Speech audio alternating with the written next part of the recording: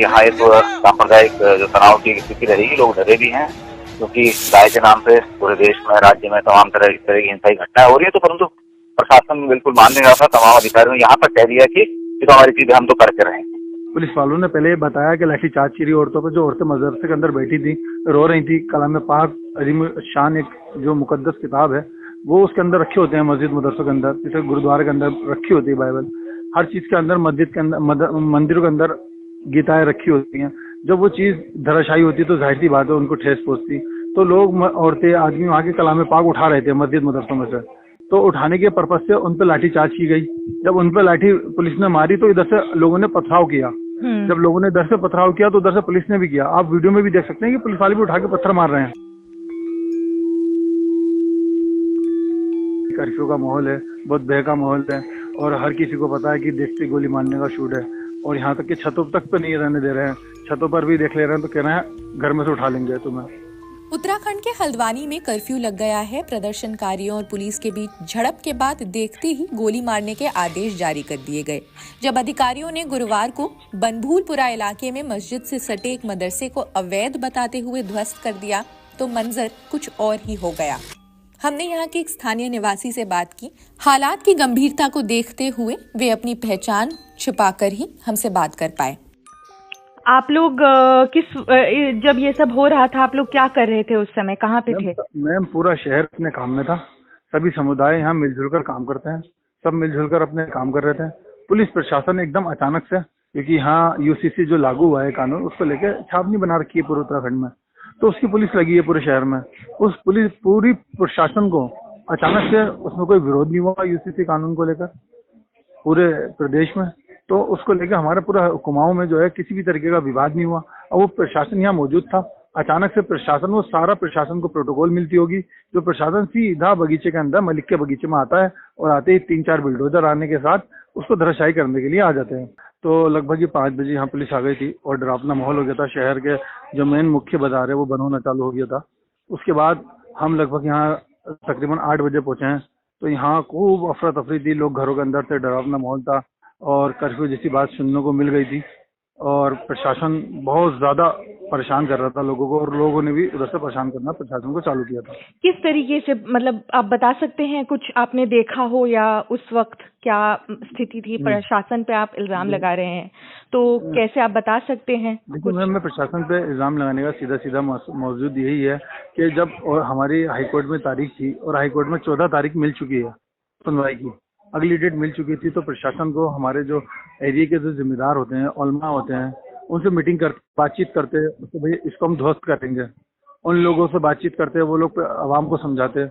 इस वजह से मैं उन पर आरोप लगाता हूँ क्योंकि उनको कोई ऐसी व्यवस्था नहीं थी जिससे कि शांतिपूर्वक माहौल लेता। ऐसा लग रहा है जैसे उनकी सोची समझी साजिश थी। यहाँ कोई दंगाई, जैसा कि न्यूज चैनलों पर चल रहा है कि दंगाई है, हल्द्वानी के या अतिक्रमण है, ये सब कुछ कैसे बने? अगर प्रशासन हमारे जिम्मेदार लोगों को, उलमा लोगों को या नेता लोगों को बातचीत करता कि भाई हम इसको ध्वस्त करने वाले हैं, तो उनसे मीटिंग होती है, वो आवाम को समझाते हैं, किसी भी तरीके का ऐसा बवाल नहीं होता। प्रशासन क्या भूल चुका था कि किसी भी धार्मिक स्थिति को तोड़ेंगे तो लोग नहीं बोलेंगे? क्या सोचा था प्रशासन ने? यह प्रशासन की सोची समझी साजिश थी कि इसको यहाँ पर ऐसा उग्रवाद कराना है। इसके अलावा CPI-ML के एक नेता ने हमें इस जमीन विवाद से जुड़ी कई चीजें बताई हैं। आइए सुनते हैं उनका क्या कहना है। अभी तो तनाव तो बहुत जबरदस्त तरीके से है ना, जिस तरह से प्रशासन ने किया है तो बहुत ही बेवजह, बहुत ही गैर जरूरी है और एक प्रकार से मैं तो कहूँ कि गैर जिम्मेदाराना के साथ साथ एक प्रकार से सांप्रदायिक व्यवहार है ना प्रशासन का पूरे तौर पे, और इसकी जरूरत नहीं थी। जबकि वो जगह जो है जिसको कहा जा रहा है कि वह नजूल की जमीन थी, सरकारी जमीन थी, तो उस पर तो कब्जा नगर निगम प्रशासन ने और जिला प्रशासन ने ले लिया था पहले ही, है ना, और उसको सील कर दिया था, उसमें ताला लगा दिया था। इतनी जल्दबाजी इसको तोड़ने की क्यों थी, है ना, ये तो समझ से परे है। ऐसी एक और भी जो जगह है नजारत खां बगीचा, ये तो मलिक का बगीचा के नाम से थी, वहाँ भी उसको कब्जा करके उसमें गौशाला बनाने का। मैं सरताज आलम, खबर 7 से। हम लोग उत्तराखंड के हल्द्वानी में इस समय हम लोग नगर निगम के बाहर खड़े हैं। हल्द्वानी में वार्ड 31 कंपनी बाग मलिक का बगीचा, जो कि एक मलिन बस्ती है, वहाँ पर 2 दशक पुराना मस्जिद और मदरसा बना हुआ है। 30 जनवरी 2024 को, यानी कि अभी 3 दिन पहले ही नगर निगम और प्रशासन वहां पर पहुंचता है और नोटिस दोनों जगहों पर चस्पा करता है। नोटिस में स्पष्ट तौर पर लिखा था कि 2 दिन यानी कि 1 फरवरी 2024 तक इस जो लैंड है इसको ध्वस्त कर ले, और नजूल की बात उसके अंदर लिखी थी। डीएम को उसका जवाब तो गया, लेकिन इस पूरे मामले में आज उलेमा, जनप्रतिनिधि, वार्ड मेंबर हैं, इस पूरे मामले पर विरोध कर रहे हैं और ध्वस्तीकरण का भी विरोध कर रहे हैं। अंदर आज प्रशासन मौजूद है। प्रशासन में है नगर आयुक्त पंकज उपाध्याय, सिटी मजिस्ट्रेट ऋचा सिंह है, एसडीएम है परितोष वर्मा, कोतवाल हैं और पुलिस के अधिकारी भी हैं। हल्द्वानी जो है, हल्द्वानी की अधिकांश जमीन नजूल जमीन है। माने उसमें जो चाहे हिंदू बहुल आबादी रहती है, चाहे मुस्लिम बहुल आबादी रहती है, दोनों ही इलाकों में है ना बड़े पैमाने पे नजूल जमीन है। और अतिक्रमण हटाओ अभियान भी चल रहा है, तो उसमें खासतौर पर टारगेट जो है अल्पसंख्यक आबादी को किया जा रहा है। ऐसा तो नहीं है कि सड़क चौड़ी करना, कुछ तो बाजार में दुकानें जो है हिंदू आबादी ये सब हो रहा है। लेकिन अभी का जो पूरा प्रकरण है, ये तो ऐसा लग रहा है कि बहुत सचेत तरीके से बिल्कुल किया गया है, और जिस तरह का पूरा हुआ उसमें पूरा जिला प्रशासन, पूरा पुलिस, ये जो नगर निगम प्रशासन है, इसका एक तो फेलियर भी है। भाई या तो ये आकलन नहीं कर पाए कि भाई इतना सब हो सकता है, या इनका आकलन था और पूरे की पूरी सरकार ने जानबूझ करके बिगाड़ने के लिए, पूरा सियासी लाभ लेने के लिए इसको किया। तो इसके लिए तो पूरे तौर पर तो जिलाधिकारी को और एसएसपी को बर्खास्त किया जाना चाहिए। मुख्यमंत्री को नैतिक जिम्मेदारी इसकी लेनी चाहिए कि हाँ भाई हमसे गलती हुई है, इतना बड़ा वो हो गया। हल्द्वानी जैसे छोटे शहर में 6 लोगों की मौत हो गई, कुछ और भी अगर बात होगी, और उसमें से मजे की बात है कि जो लोग मारे गए, वो मारे गए लोग जो हैं वो कोई भी उसमें उपद्रवी नहीं थे। कोई घर आ रहा था, कोई अपने मजदूरी से काम से आ रहा था, है ना, तो कोई ऐसा था नहीं मामला। और इस मामले को जिस तरह से उन्होंने हैंडल किया है ना, वो बहुत ही तमाम तरीके से सवाल खड़ा करता है।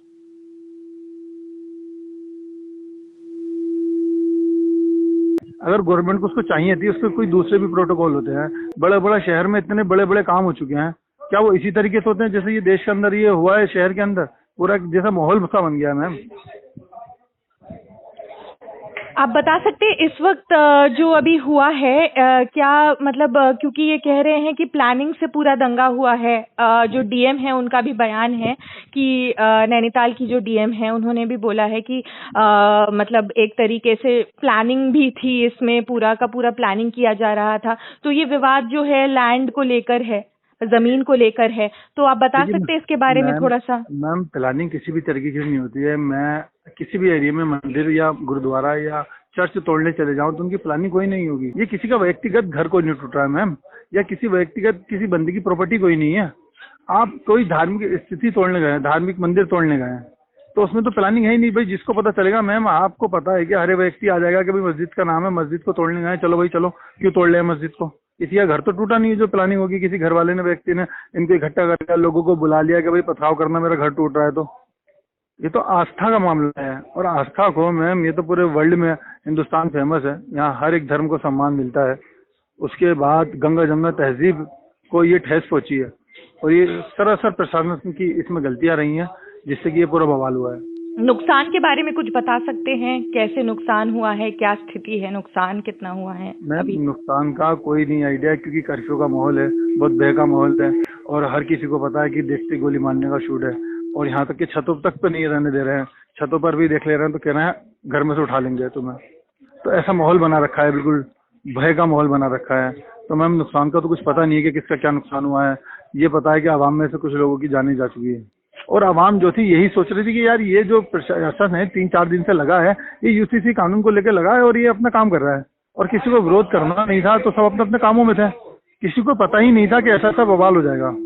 हल्द्वानी जो शहर रहा है वो कभी ऐसा रहा ही नहीं कि यहाँ किसी भी तरीके का विवाद हो। बड़े समझीदे पढ़े लिखे लोग रहते हैं, जिससे कि बड़ा आपस में यहाँ भाईचारा है, और सब मिलजुल कर काम करते हैं। और हल्द्वानी एक बहुत बड़ी मिसाल है उत्तराखंड के अंदर, क्योंकि कुमाऊं का ये गेट माना जाता है, और पूरे कुमाऊं में यहीं से सारी सप्लाई है।